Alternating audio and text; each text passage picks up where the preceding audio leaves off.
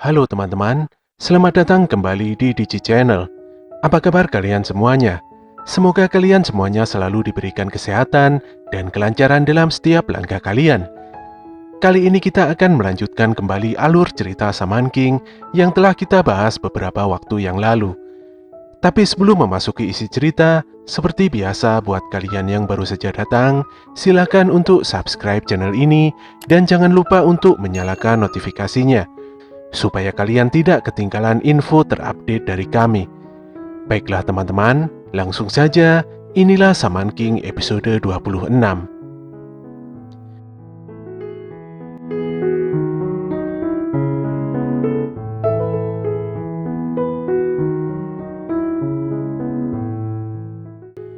Di sebuah rumah makan mewah di daerah Pats, nampak sebuah perbincangan serius antara klan Tao dengan orang tua Yoh yang merupakan wakil dari keluarga Asakura.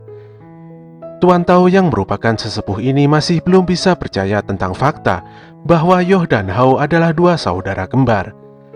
Membiarkan anak-anak untuk melaju di arena pertandingan Shaman Fight sebenarnya adalah pilihan yang sulit baik untuk klan Tao maupun keluarga Asakura. Perbincangan antara kedua keluarga ini pun berlanjut menjadi semakin intens dan serius. Di lain tempat, Yoh dan kawan-kawan nampak masih berada di tepi pantai. Yoh sungguh meminta maaf pada rekan-rekannya karena telah merahasiakan fakta tentang dirinya dengan Hao yang merupakan saudara kembar. Walaupun demikian, dia hanya ingin menjalani hidup sebagai dirinya sendiri. Ren nampaknya berpikiran lain. Meskipun Yoh dan Hao adalah saudara kembar, tapi tetap saja mereka adalah satu orang yang sama. Di matanya, Yoh sepertinya tidak terlihat memiliki suatu emosi. Yoh juga tidak mengikuti doktrin apapun, dan hatinya tidak condong pada keadilan maupun kejahatan. Ren kemudian mengatakan bahwa apapun identitas Yoh, itu semua tidak ada hubungannya. Dia hanya ingin supaya Yoh bisa terbuka dan menyampaikan keluh kesah masalahnya pada teman-temannya ini. Tiba-tiba saja situasi menjadi lebih tegang dari sebelumnya. Yoh pun mengungkapkan bahwasanya dia mendapatkan informasi dari Silva bahwa energi spiritual milik Hao pasca pertandingan terakhirnya mencapai 1,25 juta. Jadi mau sekeras apapun orang-orang bertarung, hanya Hao lah yang akan memenangkan turnamen ini. Semuanya pun kembali tegang dan tidak percaya. Walaupun demikian, Yoh tidak akan menyerah. Dia akan terus berusaha untuk menggapai impiannya. Sepertinya pertandingan yang sesungguhnya baru saja akan dimulai. Kembali lagi ke restoran. Tuan Tao nampak sudah memahami situasi. Apalagi dengan datangnya keluarga Asakura yang memberikan pesan dan nasihat tentang kepastian Hao yang pasti akan memenangkan Shaman Fight. Memang sangat berat jika semuanya dihadapkan pada situasi seperti ini. Harapan nampaknya sudah tidak ada lagi.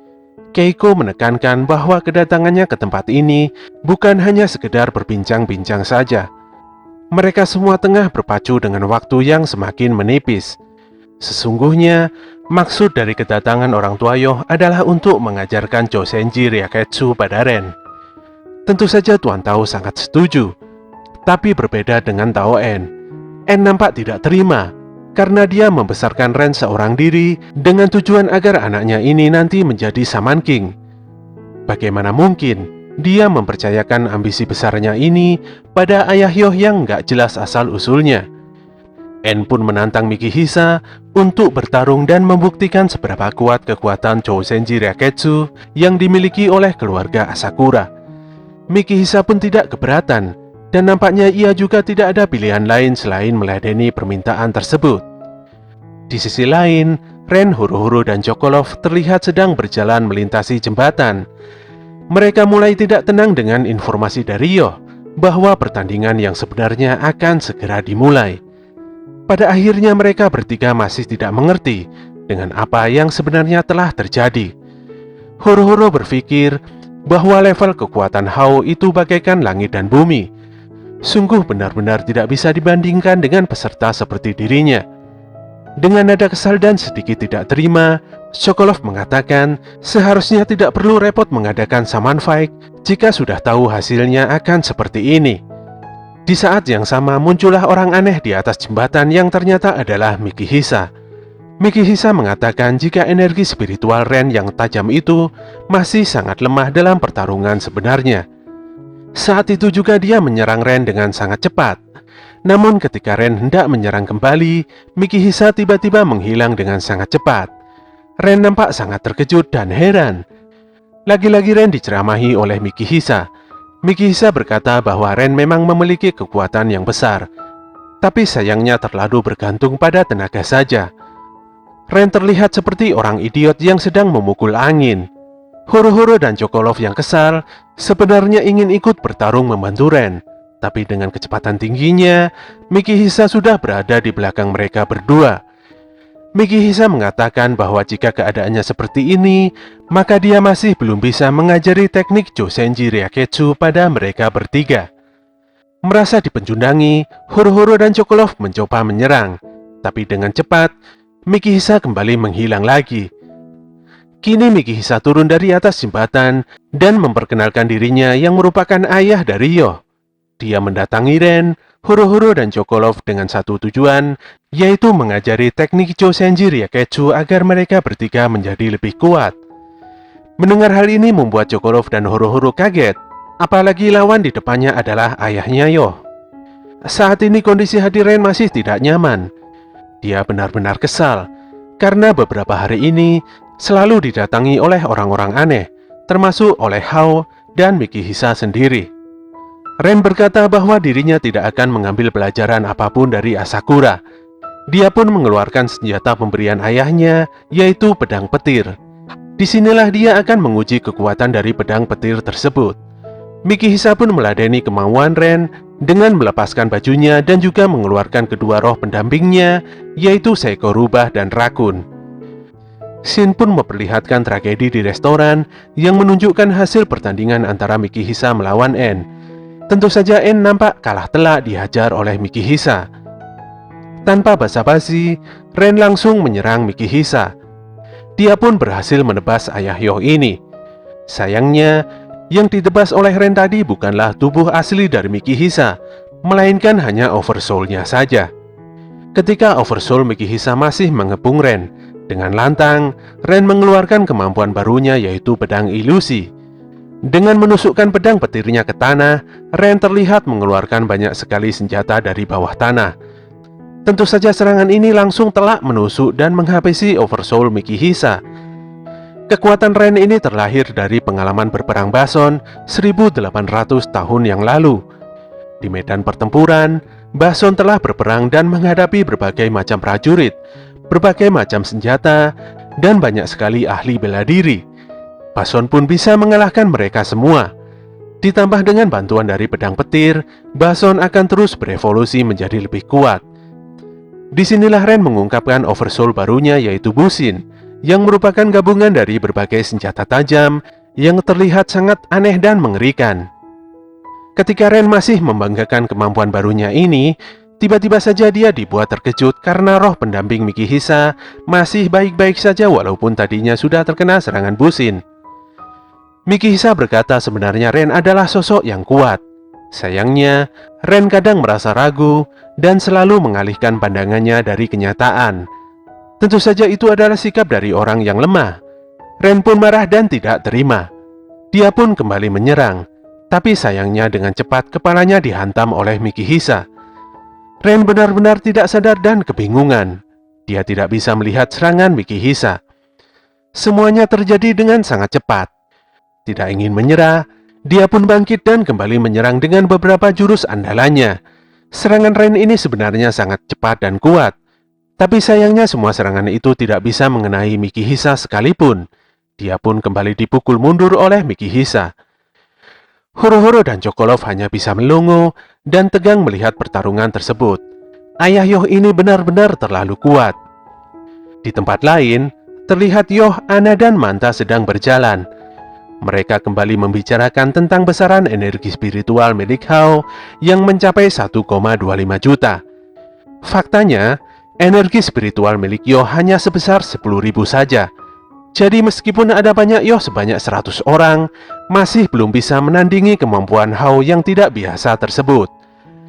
Apabila semua peserta Summon Fight bergabung untuk melawan Hao, Sepertinya hal itu juga masih belum bisa untuk mengalahkan Om Yoji Agung ini. Yoh pun bercerita tentang ayahnya. Sesungguhnya ayahnya adalah orang yang paling merasa bersalah karena kala itu telah membiarkan Hao melarikan diri. Karena itulah, dia terus berkelana dengan menjauhi dunia dan kembali ke alam. Dia pun pada akhirnya bisa mendapatkan kekuatan pertapa.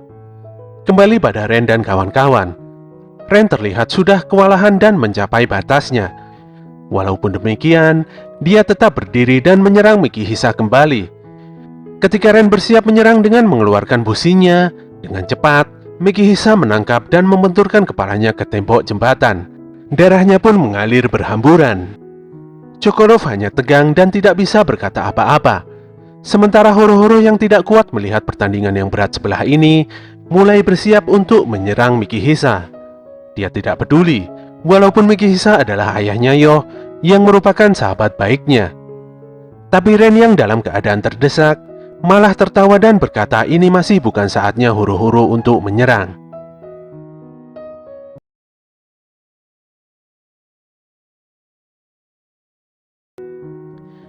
Ren masih belum mengakui kekalahannya. Walaupun tidak berdaya dan masih dalam cengkeraman tangan Mikihisa, dia berkata bahwa dirinya tidak akan pernah goyah. Ren benar-benar memiliki keteguhan hati yang tinggi, walaupun sudah didesak oleh Mikihisa untuk menyerah saja. Seketika itu juga Ren langsung mendaratkan tendangannya tepat di wajah Mikihisa, dan untuk pertama kalinya, serangannya membuahkan hasil. Tentu saja Ren tersenyum dan bangga, walaupun sebenarnya terlalu dini untuknya berbangga diri. Mikihisa masih bertanya, apakah Ren sudah ingin untuk diajari teknik Chosenji Ryaketsu. Sayangnya Ren masih keras kepala dan tidak ingin diajari. Dia malah ingin merampas teknik tersebut secara paksa dengan tangannya sendiri. Dia pun menggunakan teknik businya kembali untuk menyerang. Endingnya, Ren malah tergeletak tidak sadarkan diri dengan banyak perban di tubuhnya. Ren nampak masih kecewa dan kesal karena kalah dari Mikihisa. Dia pun tidak ingin dikasihani. Mikihisa pun sudah menduga kalau Ren akan bersikap seperti itu. Ren memang sangat keras kepala seperti ayahnya. Harga dirinya sangat tinggi sekali. Pertarungan barusan membuatnya sadar bahwa dirinya masih jauh dari kata kuat. Sudah tak terhitung banyaknya orang yang lebih kuat dari dirinya di dunia ini, khususnya pada turnamen ini yang begitu banyak memberinya suatu pelajaran penting. Ren sungguh tidak bisa menyangkal. Dia juga tidak begitu bodoh untuk tidak menyadari kemampuannya yang sangat lemah ini. Namun di saat dia telah mengakui kelemahannya, pada saat itulah peluang kemenangannya sudah pupus. Karena itulah meski harus tewas di tengah pertarungan, dia tidak akan pernah goyah pada pendiriannya. Dia meyakini sesungguhnya dirinya ini sangat kuat, dan keyakinan itulah yang membawanya hingga ke titik saat ini. Di tengah perbincangan penting ini, tiba-tiba saja ada tamu tidak diundang datang. Ternyata yang mendatangi mereka adalah dua orang suku Pats yang juga merupakan panitia penyelenggara Summon Fight. Kedua orang Pats ini bernama Nikrom dan Magna. Anehnya, mereka ternyata adalah pendukung Hao. Ren menyadari hal tersebut setelah merasakan hawa membunuh dari energi spiritual mereka yang begitu tinggi. Saat itu Oracle Bell milik Miki berbunyi, yang artinya itu adalah panggilan untuk bertarung di turnamen Summon Fight. Miki Asakura adalah nama ring yang digunakan oleh Mikihisa di Summon Fight. Ternyata Miki mengikuti turnamen ini demi untuk bisa mengalahkan Hao juga. Nikrom dan Magna yang merupakan panitia penyelenggara Summon Fight hanya ingin mengumpulkan jiwa musuh dan mempersembahkannya pada Hao. Mereka tidak bisa begitu saja bertarung, apalagi melawan peserta Summon Fight. Untuk itulah, bukan mereka yang akan bertarung, melainkan 3 anak buah Hao, yang salah satunya adalah Peyote, yang mana pernah dikalahkan oleh tim Ren pada beberapa waktu yang lalu. Magna mencoba memancing Miki dengan memberikan informasi tentang rekan tim Miki yang saat ini juga diburu oleh anak buah Hao. Tentu saja Miki panik dan terpancing dengan mudah. Namun sebelum menyerang, Ren menghentikannya. Menurut Ren, saat ini bukanlah waktu yang tepat untuk berbahasa basi. Miki harus segera kembali menyelamatkan rekan-rekan timnya yang dalam keadaan bahaya. Ren memastikan Miki agar tidak perlu mengkhawatirkan kondisi di sini. Dengan sombongnya, Ren berkata bahwa dia sendiri sudah cukup untuk menghadapi mereka semua. Akhirnya, walau berat hati, Mickey pun meninggalkan Ren dan kawan-kawan dengan menunggangi roh pendampingnya. Di sebuah tanah yang lapang, Lutsev dan Salerm yang merupakan rekan tim Mickey tengah didatangi oleh tim Hanagumi. Kedua bocil yang tidak tahu apa-apa ini pun bingung dan tegang. Apalagi tiba-tiba saja Lutsev disikat oleh salah satu oversoul tim Hanagumi, hingga menyebabkan giginya patah. Mereka berdua tidak bisa berbuat apa-apa dan hanya pasrah pada ajal yang akan mendatangi mereka. Ketika sebuah oversoul boneka musuh menyerang dengan pistolnya, tiba-tiba Lee Byron datang dan menendang boneka tersebut.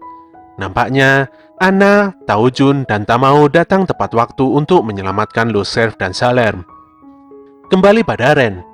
Ketika pria gemuk bertubuh besar yang bernama Zanjing menyerang dengan oversoul pandanya, seketika itu juga dia mendapatkan serangan telak dari Ren. Tanpa banyak basa-basi, Ren langsung mengejar Zanjing dengan businya, hingga kacamata Zanjing remuk seketika. Namun di atasnya, nampak Tarbain sudah bersiap mengeluarkan beam laser yang memiliki daya ledak lumayan besar. Tapi hebatnya, Ren masih bisa menghindari serangan Tarbain, dan bahkan kembali melakukan serangan dengan pedang petirnya. Horo-Horo dan Chokolov sedikit kaget dengan serangan Ren barusan. Melihat pergerakan dan refleks Ren yang begitu cepat, mereka berdua berasumsi bahwa Ren telah berhasil menguasai teknik yang diperlihatkan oleh Mickey. Nikrom yang juga mengamati pertarungan ini berkata bahwa itu adalah teknik peramal Josenji Reketsu yang bernama Fumontonko. Teknik ini adalah teknik yang bisa membuat seseorang sadar tentang perubahan berbagai bentuk energi spiritual dari musuh di hadapannya. Nikrom sangat memuji kehebatan Ren karena bisa menemukan detak energi spiritual musuhnya dengan mudah. Nikrom menyampaikan jika itu adalah teknik yang pertama kali diajarkan Hao pada pengikutnya. Singkatnya, semua pengikut Hao tidak ada yang tidak bisa menggunakan teknik ini. Zanjing menganggap Ren adalah seorang pecundang tengik. Sebenarnya dengan kemampuan serangan Ren barusan, dia pasti bisa membunuh.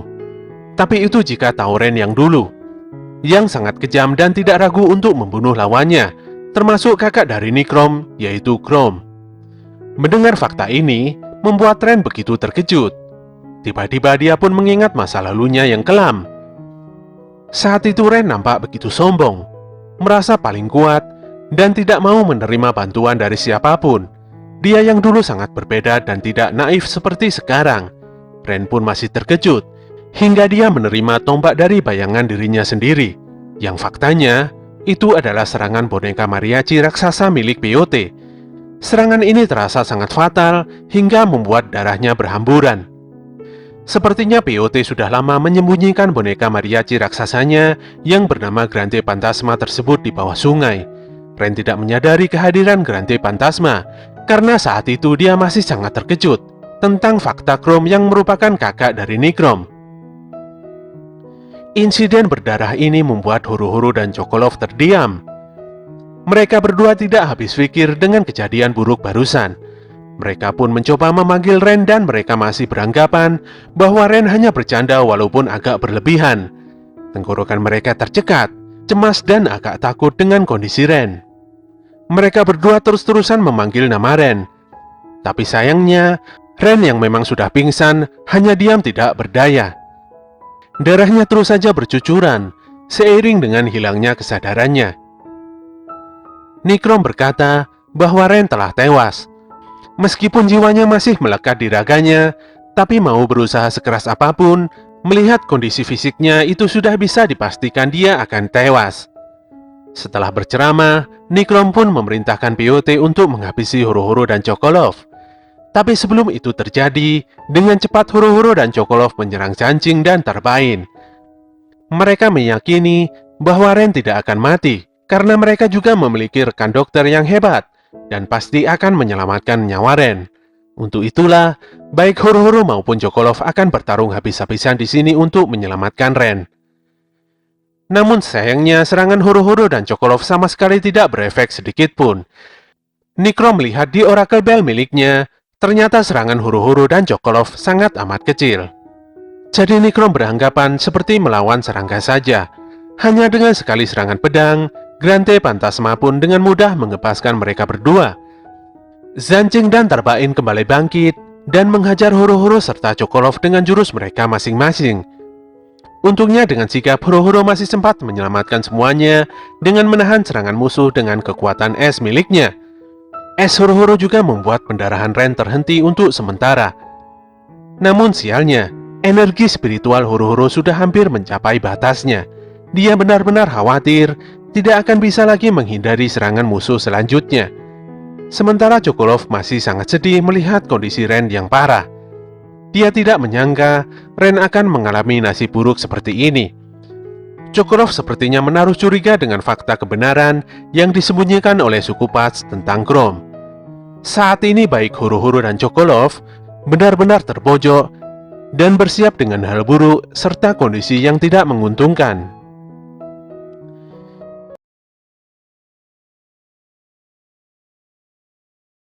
Di awal cerita kita akan diperlihatkan Zanjing yang sangat marah karena tadinya dia telah diserang oleh Horo-Horo dan Chokolov. Pria dengan perawakan gemuk ini maju dan membalas kelakuan Horo-Horo dan Chokolov dengan mengerahkan Oversoul pandanya hingga membuat keduanya sedikit kesusahan. Pun demikian, si Zanjing ini masih begitu dipenuhi amarah tingkat tinggi karena hidungnya telah patah karena serangan Horo-Horo dan Chokolov. Tidak ingin pasrah pada keadaan, Horo-Horo mencoba membalas dengan melancarkan sebuah pukulan. Tapi sayangnya, serangan tersebut sangat mudah untuk dihentikan. Masih dengan amarah tingginya, Zanjing meminta Horo-Horo untuk serius dan menyerang dengan niat membunuh. Zanjing pun kembali menyerang Horo-Horo, tapi untungnya dengan sigap Chokolov bergerak dan menyelamatkan Horo-Horo dari serangan ganas tersebut. Nahasnya, walau si Chokolov berhasil membantu, tapi dia sendiri malah terkena serangan Zanjing. Dengan sebal, Chokolov meminta Horo-Horo untuk mundur dulu. Chokolov sendiri sebenarnya sangat khawatir. Apabila si Horo-Horo sampai kehabisan energi spiritualnya, maka siapakah yang akan melindungi Ren? Zanjing kembali menghajar Horo-Horo dan Chokolov hingga membuat keduanya tidak berdaya. Dia pun meledek keduanya yang sedang berbicara tentang kondisi sisa energi spiritual. Bagaimanapun juga, dengan energi spiritual lemah milik Horo-Horo dan Chokolov saat ini, siapapun musuh yang akan melawannya, maka sudah dipastikan keduanya akan kalah dan mati. Peyote dan Tarbain sepertinya memaklumi kondisi ini. Pada dasarnya, kebanyakan para peserta Shaman Fight tidak memahami dan mengerti bahwa energi spiritual bisa diukur. Sayangnya yang bisa mengetahuinya hanyalah suku Pats, dan tentunya para pengikut Hao saja. Ada beberapa alasan penting mengapa para peserta Shaman Fight tidak boleh mengetahui jumlah energi spiritual. Salah satu alasan yang paling utama adalah untuk menghindari kecemburuan. Contohnya, apabila ada salah satu peserta yang telah mengetahui jumlah energi spiritual lawannya yang ternyata lebih tinggi, maka peserta tersebut pasti akan sangat kecewa dan depresi. Ya, tentu sajalah dia akan depresi. Bagaimanapun dia pasti sudah pasrah, karena sudah tahu akan dikalahkan oleh lawan di depannya. Pada akhirnya yang paling buruk adalah peserta ini akan sadar pada batasan dirinya dan tentunya membuat si peserta ini berhenti untuk berkembang. Nikrom yang masih berdiri di atas jembatan berkata, bagi seorang Shaman, energi spiritual adalah kekuatan perasaan. Akan tetapi, kekuatan perasaan itu rapuh dan mudah goyah. Shaman King yang diinginkan oleh suku Pats adalah seorang dengan energi spiritual yang begitu kuat. Tidak peduli selemah apapun seorang Shaman, asal punya potensi, mereka pasti akan menyaksikan perkembangannya hingga akhir. Nikrom pun mengungkapkan bahwa energi spiritual Horo-Horo dan Chokolov cuma sebesar 2000 saja. Dengan energi sekecil itu, sangat mustahil bagi keduanya untuk mengalahkan Hao. Mendengar fakta ini membuat Horo-Horo dan Chokolov seperti disambar beledek. Mereka berdua sangat kaget dan sangat tidak menyangka kalau ternyata energi spiritual yang mereka gembor-gemborkan hanya sebesar 2000 saja. Horo-Horo dan Chokolov pun nampak pasrah dan tidak berkutik ketika Zanjing menghajar mereka kembali. Mereka berdua masih dalam keadaan sangat syok dan seakan-akan tidak bisa menerima kenyataan tentang kekuatannya yang sangat lemah. Kondisi ini membuat Zanjing menjadi malas untuk bertarung. Dia pun ingin segera menghabisi nyawa Horo-Horo dan Chokolov.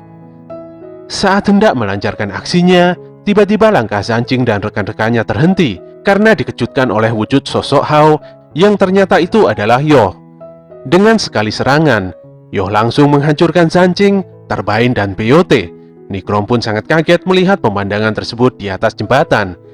Apalagi dengan mudahnya, Yoh bisa mengajar ketiga pengikut Hao dengan sekali serangan saja. Kedatangan Yoh yang tidak terduga ini membuat Horo-Horo dan Chocolove nampak lega. Yoh pun bisa memahami situasi yang tengah terjadi saat ini.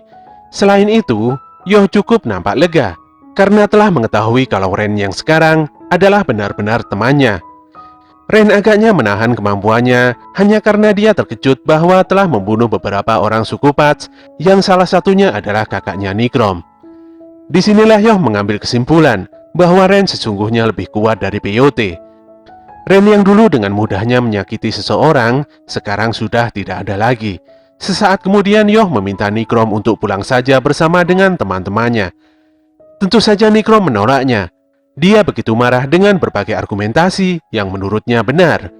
Tapi Yoh yang nampaknya kesal sudah tidak peduli lagi. Dia pun menggertakkan giginya dan kembali memaksa Nikrom untuk pulang.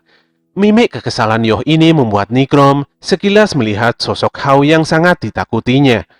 Dia pun mengalihkan pandangannya dan memaksa Peyote, Zanjing, dan Tarbain untuk segera menghabisi Yoh. Sayangnya, ketiga pengikut Hao ini berpikir realistis. Mereka bertiga bangkit dengan kondisi yang cukup amburadul. Mereka sadar bahwa tidak akan bisa mengalahkan Yoh. Apalagi saat itu, Ryu dan Faust telah datang. Formasi lengkap tim Fumbari Onsen tampaknya sangat siap untuk bertarung habis-habisan. Ryu dan Faust memperingatkan mereka semua untuk segera pulang saja. Tapi jika mereka masih memaksa ingin bertarung, maka Ryu dan Faust siap untuk meladeninya. Nikrom yang sangat kesal mengancam Yoh. Dia berjanji akan membalaskan kematian kakaknya. Sesaat kemudian dia pun kabur dan menghilang begitu saja. Bagian dalam tubuh Ren sudah hancur. Kondisi yang begitu buruk ini membuat Faust tidak bisa berbuat banyak. Faust pun menangis karena saat ini tubuh Ren sudah benar-benar mati. Horo-Horo nampak kesal dan kecewa, namun Yoh menenangkannya karena dia mengenal seseorang yang bisa memberikan jalan keluar. Semua ini masih belum berakhir. Masih banyak jalan yang bisa ditempuh demi kesembuhan Ren. Ternyata Yoh meminta Manta untuk menjemput seseorang, walaupun bisa saja permintaannya itu ditolak oleh seseorang tersebut. Dan ternyata, seorang penolong itu adalah lawan yang kuat di Summon Fight, yaitu Iron Maiden Jeanne dari X-Laws. Di tempat lain, Anna, Taojun, dan Tamao nampak sedang sibuk menghadapi tim Hanagumi. Karena dari Hanagumi mulai menyerang dengan mengeluarkan Oversoul-nya yang bernama Ascroft, lengkap dengan baju zirahnya. Oversoul Ascroft ini adalah si bajak tua dengan menggunakan kekuatan ektoplasma. Namun Pyren dengan cepat menghentikan serangannya dan membalas balik dengan teknik andalan miliknya. Pyren nampaknya sedikit lengah. Dia pun terkena serangan Ascroft yang menusuknya dari belakang. Pyren yang masih bersemangat mulai menyerang kembali. Tak ayal terjadi percekcokan di antara kedua roh ini.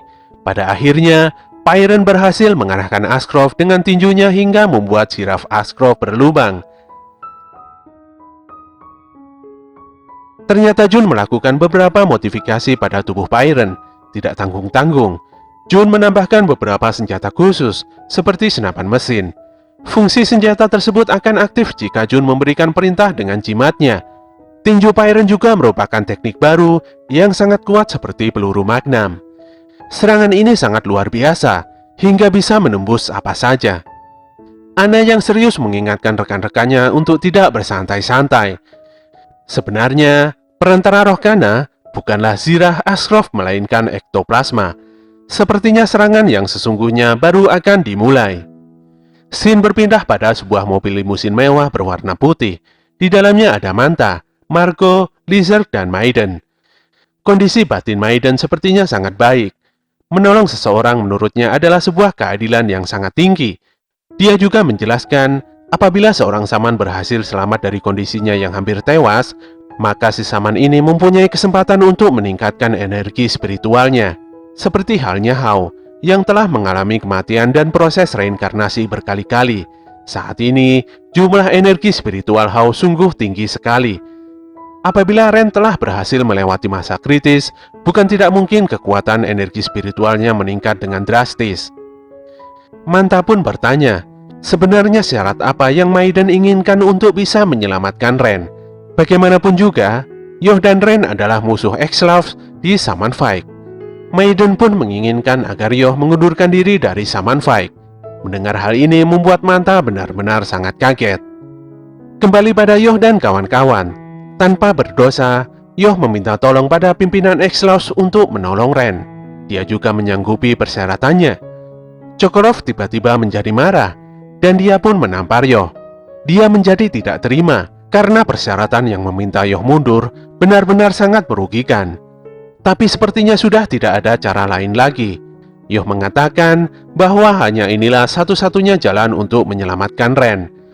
Horo-Horo sangat kesal dengan dirinya sendiri, yang sebenarnya tidak bisa berbuat banyak untuk menyelamatkan Ren. Dia sadar akan kemampuannya yang masih sangat jauh dibandingkan dengan Yoh. Sepertinya yang lemah pasti akan selalu ditindas oleh yang kuat. Horo-Horo merasa bahwa apapun yang dikatakannya saat ini sepertinya tidak berarti apa-apa. Dia pun meminta tolong pada Yoh untuk menjaga dan menyelamatkan Ren apapun yang terjadi. Dan jika ternyata Ren tidak bisa diselamatkan, maka Horo-Horo tidak akan pernah memaafkan Yoh. Dia berjanji akan menjadi lebih kuat dan membalaskan kematian Ren ini pada Yoh. Horo-Horo pun akhirnya melangkah pergi, diikuti oleh Chokorov yang begitu mengkhawatirkannya. Tak berselang lama, datanglah Marco, Manta, dan Lizard. Maiden nampaknya masih berada di dalam mobil. Dengan lantang, Marco memastikan kembali pada Yoh tentang persyaratan untuk menolong Ren.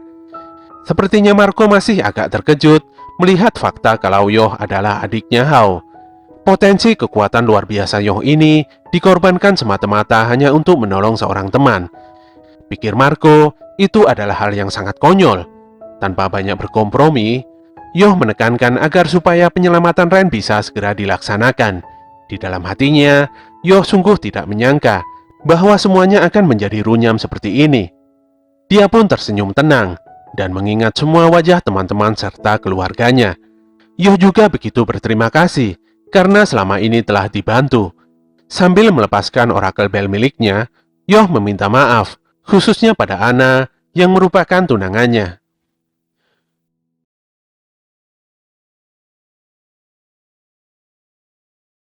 Anna tahu Jun dan Tamao masih berjibaku dengan Hanagumi. Hancurnya Zirah Askrov membuat Anna semakin serius.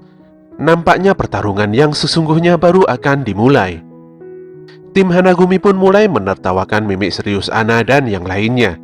Tim Hanagumi masih saja terus-terusan meremehkan Anna. Selain itu, mereka juga bilang bahwa seharusnya saat ini salah satu dari temannya telah tewas. Yang dimaksud di sini adalah si Ren ya. Sesungguhnya Lutsev dan Seiram ingin membantu Anna dan yang lainnya. Namun Anda sendiri memerintahkan kedua bocil ini untuk segera pergi menuju arena pertandingan. Tentu saja Anna memahami bahwa event Saman Fight merupakan impian dari kedua bocil ini. Matilda dari Hanagumi kembali menekan Anna. Mereka akan tetap mengambil paksa jiwa kedua bocil yang tidak bersalah tersebut. Anna pun begitu geram menanggapi Matilda. Dia pun menunjukkan energi spiritualnya yang mengerikan dan meminta Hanagumi untuk maju menghadapinya. Melihat energi spiritual Anna yang lumayan besar, membuat Matilda bergidik dan langsung menyerang Anna. Dia mengeluarkan Oversoul Halloween, yaitu Jack si pencabik. Namun ketika si Jack ini akan menyerang, tiba-tiba saja gerakannya dihentikan oleh Tamao dengan busur panah Oversoul-nya. Dengan tegas, Tamao mengatakan dialah yang akan menjadi lawan utama Matilda. Tamao pun mencoba memberikan waktu dan meminta Anna untuk segera membawa Lutsev dan Seiram menuju arena Saman Fight. Ketika Marion mencoba menyerang dengan Oversoul pistol magnumnya, seketika itu juga Tamao mengubah bentuk Oversoul-nya menjadi sebuah perisai besar, sehingga menggagalkan semua serangan Marion.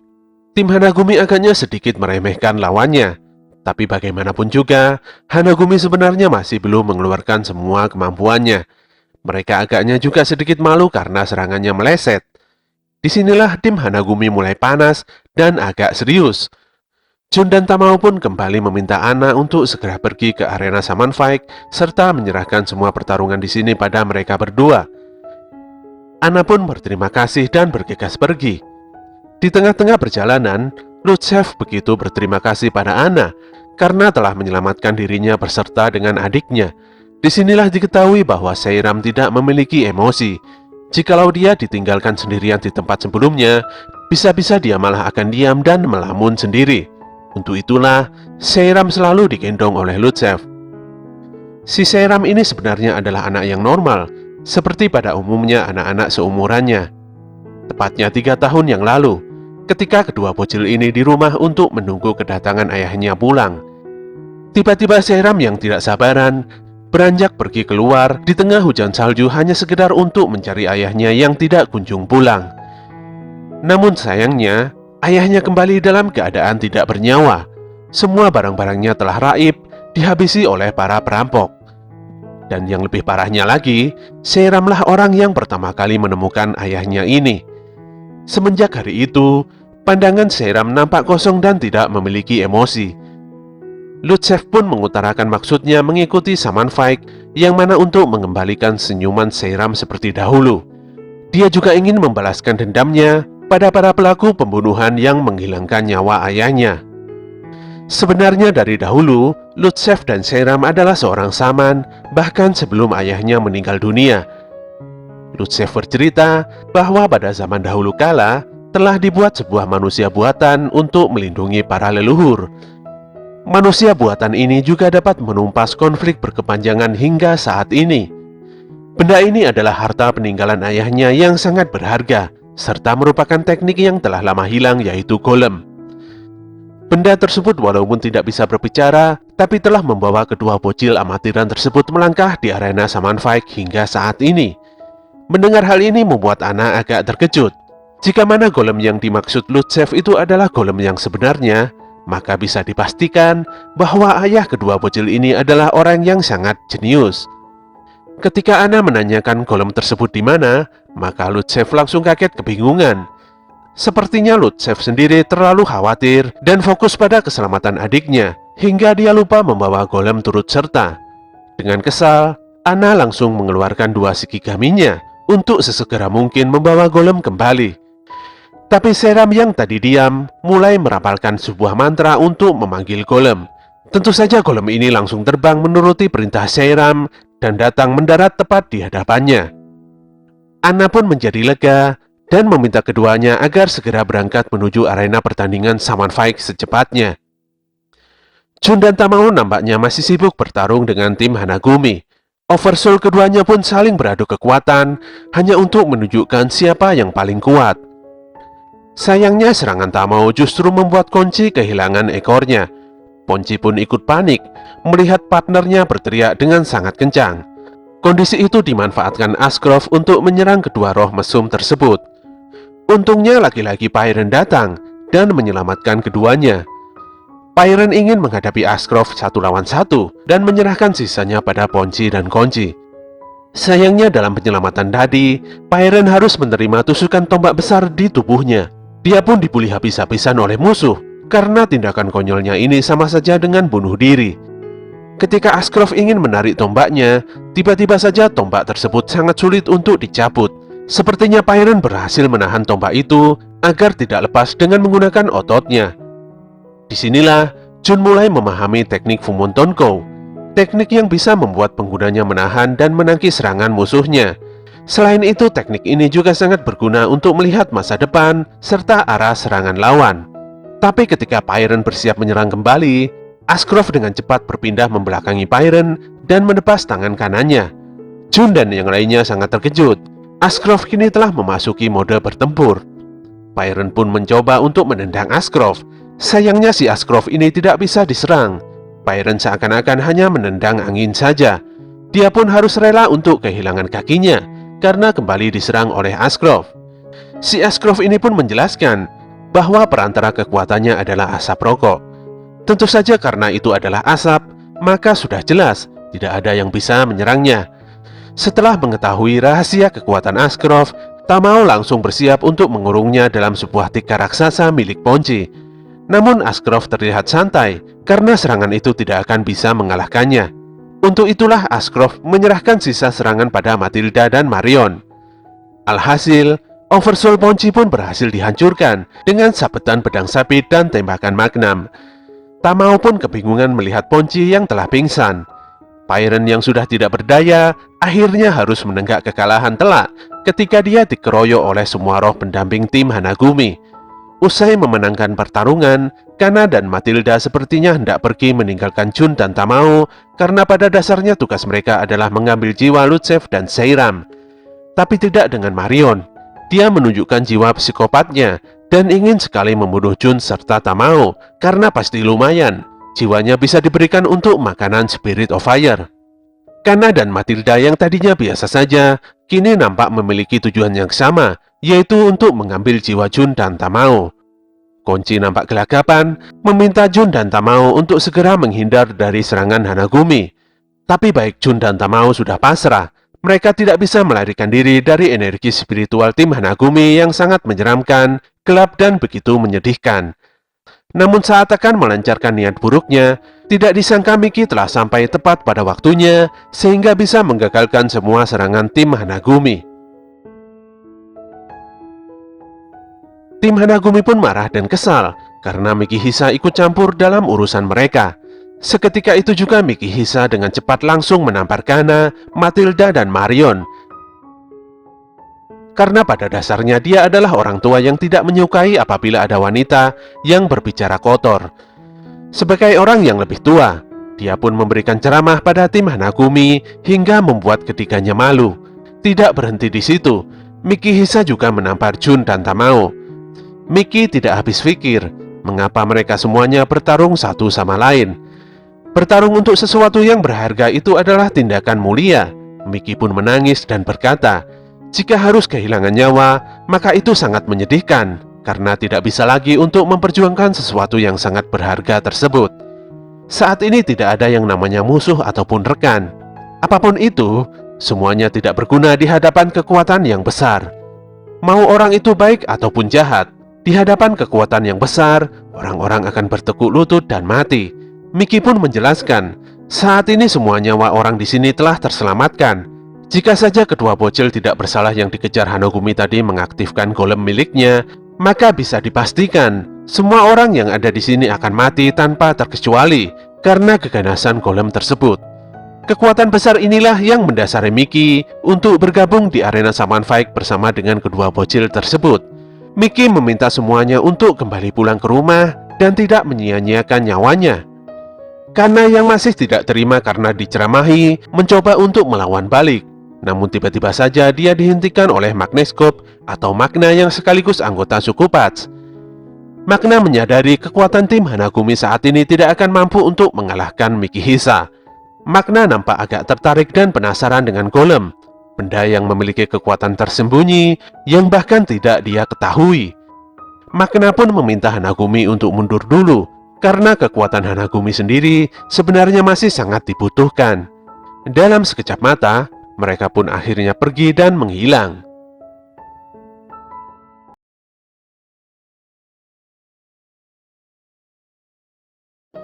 Memiliki banyak hal yang sangat berharga itu sebenarnya adalah sesuatu yang berat.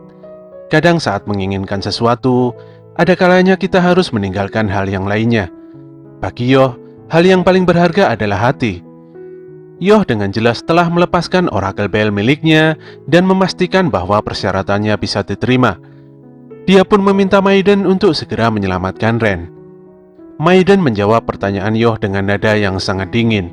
Saat ini, sudah tidak ada lagi yang ingin dibicarakannya. Untuk itulah Maiden meminta Yoh dan yang lainnya untuk segera menghilang dari hadapannya.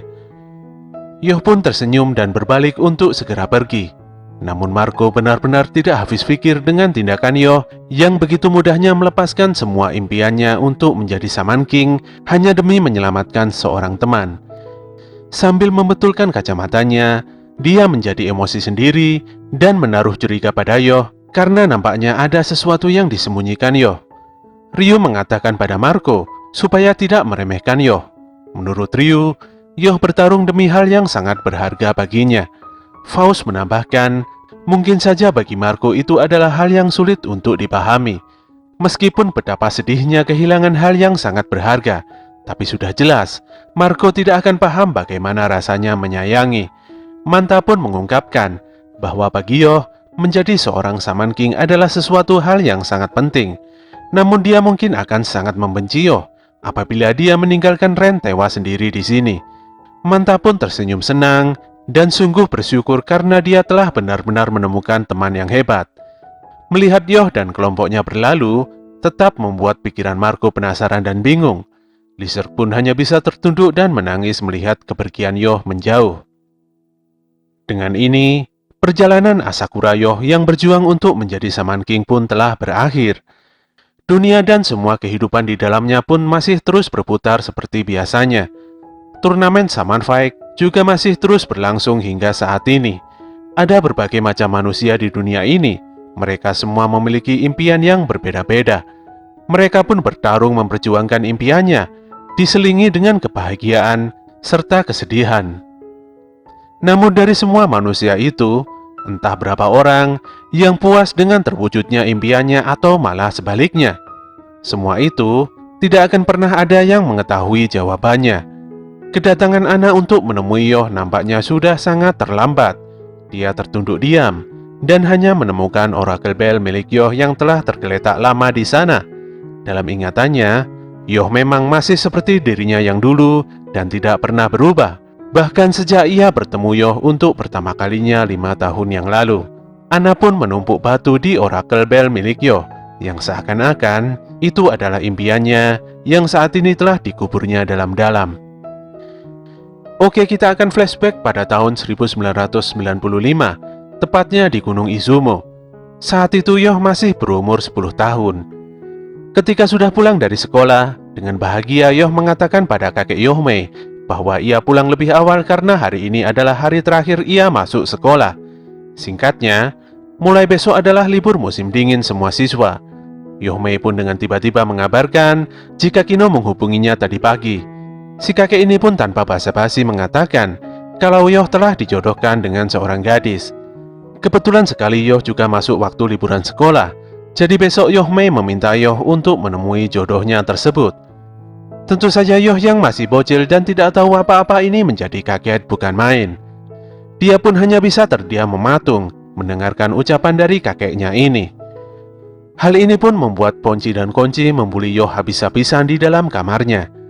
Kelakuan kasar dan kurang ajar dua roh cabul ini membuat Tamao meminta maaf.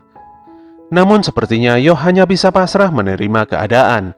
Tiba-tiba, dari luar jendela muncullah seekor kucing yang meminta Yoh untuk tetap tenang dan segera pergi menuju Gunung Osorezan untuk menemui calon istrinya. Seketika itu semuanya langsung terkaget-kaget, apalagi sesungguhnya si kucing ini adalah seekor roh. Si kucing ini pun memperkenalkan dirinya, yang bernama Nekomata no Matamune. Selama ini si Matamune telah 1000 tahun melayani keluarga Asakura. Dia kembali dari perjalanannya mengelilingi dunia hanya untuk menemani perjalanan Yoh untuk menemui jodohnya. Yoh pun sebenarnya tidak mengetahui apa yang telah terjadi. Tapi faktanya, roh kucing lucu yang telah menjadi pelayan keluarga Asakura sejak 1000 tahun ini adalah sosok yang hebat. Bisa dibilang, Matamune adalah roh aneh yang suka membaca. Bagi Yoh, Matamune sendiri adalah sosok roh pengikut pertamanya. Pada malam harinya, mereka pun berangkat dari Ueno menuju Hokkaido dengan menggunakan kereta ekspres. Yoh terlihat sangat senang karena kereta ini memiliki fasilitas yang lumayan baik. Selain itu, dia juga mendapatkan kamar yang nyaman. Yoh pun bercerita pada Matamune bahwa dirinya sangat menyukai segala hal tentang kereta, khususnya kereta dengan model klasik. Menurut Yoh, kereta klasik memiliki keistimewaan tersendiri daripada model yang terbaru. Matamune pun bertanya apakah Yoh merasa kesepian. Melalui intuisinya, si kucing ini sepertinya mengetahui kalau Yoh tidak mempunyai satu orang teman pun. Walaupun terkejut, Yoh mengakui memang dia tidak memiliki seorang teman. Hingga kini yang dia kenal hanyalah orang di rumah, yaitu kakek dan Tamao saja. Dia tidak ingin menyalahkan kekuatan yang dimilikinya, tapi karena kekuatan itu, tidak ada yang mau diajaknya untuk berteman di sekolah. Saat teman-teman di sekolahnya berbicara dengan Yoh, mereka menatap Yoh dengan pandangan aneh dan berbeda. Untuk itulah, terbesit di dalam pikirannya untuk menjadi Shaman King supaya bisa mengubah keadaan tersebut. Singkat cerita, kereta pun telah sampai di stasiun Aomori. Tapi Yoh masih terlihat enak-enakan tidur karena semalam dia dan Matamune ngobrol hingga larut. Dia pun segera bangun dan bergegas turun dari kereta. Aomori saat ini telah memasuki musim dingin. Salju pun terlihat menumpuk di mana-mana. Berbeda dengan Yoh, sesungguhnya sudah 9 kali Matamune mengunjungi Aomori. Tapi untuk pergi ke Gunung Osorezan, ini adalah pertama kali baginya. Ada sebuah alasan kenapa dia tidak mau pergi ke tempat itu. Matamune pun menjelaskan bahwa Osorezan adalah salah satu dari 3 tempat paling menakutkan di Jepang. Tempat itu terbentuk dari aktivitas gunung berapi, dengan pemandangan yang suram dan dipenuhi dengan bau uap dan belerang. Di sana juga terdapat pantai pasir putih dengan atmosfer yang angker. Sungguh tempat yang tidak jelas. Namun manusia kebanyakan akan menemui ajalnya di tempat itu. Osorezan adalah tempat bagi roh-roh yang telah kehilangan tempat tinggal, juga sebagai tempat terakhir, sekaligus penghubung antara dunia dan akhirat. Mendengar hal ini membuat Yoh menelan ludah dan agak ketakutan. Matamune menjelaskan alasannya berangkat ke Osorezan. Saat ini, dia tidak ada bedanya dengan roh lain yang tidak memiliki tempat untuk pulang. Perjalanan Yoh dan Matamune masih berlanjut hingga Shimokita. Di stasiun itu, keduanya pun berhenti untuk beristirahat. Mereka pun mengobrol jauh tentang latar belakang Nenek Kino. Matamune pun memberikan sebuah wejangan penting pada Yoh. Dia meminta supaya Yoh kedepannya bisa menentukan dengan hati jalan yang akan diambilnya. Ini adalah saran penting dari seseorang yang telah terlibat dalam Shaman Fight selama 500 tahun. Matamune pun sekejap menghilang dan meninggalkan Yoh begitu saja untuk segera bertemu dengan Nenek Kino. Yoh yang tidak sempat mengejarnya malah secara tidak sengaja bertemu dengan seorang gadis. Dia pun terdiam dan tidak bisa berkata apa-apa. Sayangnya si gadis ini sangat galak dan pemarah. Gadis ini bahkan mengancam akan membunuh Yoh jika sok akrab dan menghalangi jalannya. Yoh pun meminta maaf dengan penuh rasa kekecewaan. Shin pun memperlihatkan Matamune yang telah sampai di kediaman Nenek Kino. Mereka berdua pun membicarakan gadis yang telah dijodohkan dengan Yoh. Menurut Kino, gadis yang kelak akan mendampingi Yoh ini adalah sosok yang selalu dilumuri oleh darah. Bahkan kelahiran, kekuatan, dan takdirnya tidak lepas dari permasalahan yang ruwet. Melatih gadis yang sangat kuat ini bukanlah perkara mudah. Salah melatihnya sedikit saja, maka akan menimbulkan masalah yang sangat berbahaya. Disinilah kita semua mengetahui bahwa nama gadis ini adalah Anna. Kembali pada Yoh. Di pinggiran dermaga, Yoh terlihat duduk menyendiri dan masih kepikiran tentang pertemuannya dengan gadis misterius tersebut. Dia pun bergumam sendiri dan mulai berjalan untuk menuju kediaman neneknya, walaupun sebenarnya dia tidak tahu jalannya. Tiba-tiba tanpa disangka, dia malah bertemu dengan roh jahat yang ingin membunuhnya. Dia pun kabur terbirit-birit, namun dia juga berusaha untuk melakukan perlawanan dengan mengerahkan Shikigami kecilnya. Sayangnya serangan Shikigaminya tidak berarti apa-apa. Ketika Yoh sudah benar-benar pasrah, tiba-tiba datanglah Matamune. Matamune sendiri dari tadi mencari Yoh untuk segera menjemputnya karena dia tidak kunjung datang. Matamune pun menjelaskan bahwa sosok ini bukanlah roh, melainkan iblis. Iblis ini terbentuk dari jiwa yang dipenuhi dengan kebencian dan kepiluan. Kebencian dan kepiluan ini pun berkumpul menjadi satu dan pada akhirnya meluap. Matamune pun berbalik dan memasang kuda-kuda berlawanan. Dengan serius dia mengalahkan si iblis ini dengan menggunakan teknik Chousenji Ryaketsu. Pipa rokok yang merupakan perantaranya telah berubah menjadi sebuah oversoul pedang panjang yang menghunus tubuh sang iblis. Tak ayal iblis ini pun mati seketika. Melihat hal ini membuat Yoh begitu terkejut. Dia hanya bisa diam karena tidak tahu apa-apa. Dengan heran, dia pun memandangi roh kucing hebat di depannya yang bisa mengendalikan oversoul.